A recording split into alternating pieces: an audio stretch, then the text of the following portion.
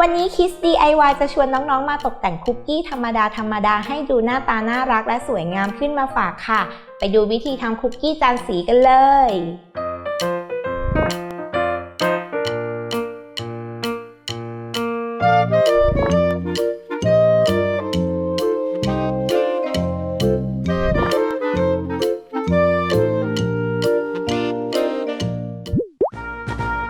เราเริ่มจากนำไวท์ช็อกโกแลตไปละลายค่ะ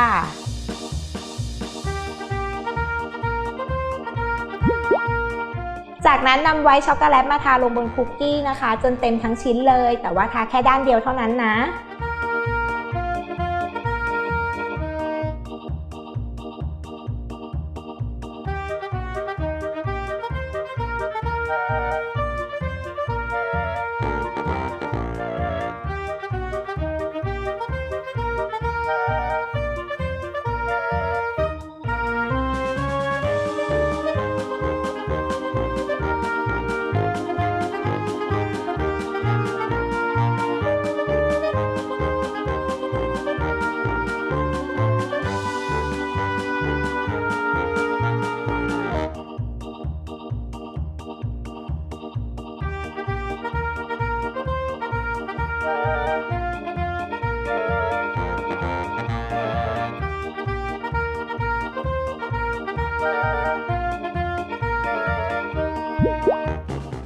นำช็อกโกแลตเคลือบน้ำตาลสีต่างๆวางลงไปค่ะตามใจชอบเลย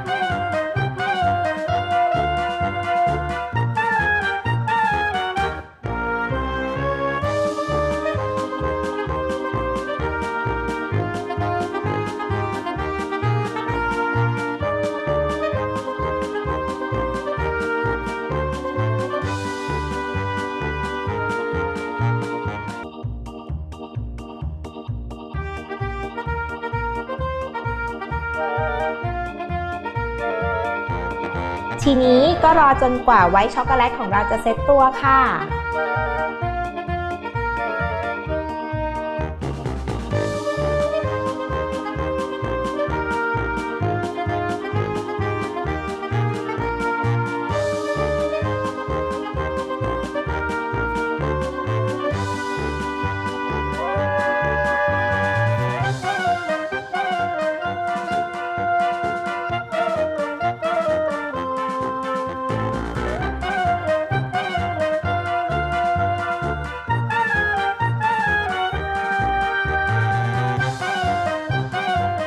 เรียบร้อยค่ะคุกกี้จานสีของเราลองทำดูนะไม่ยากเลยใช่ไหมล่ะ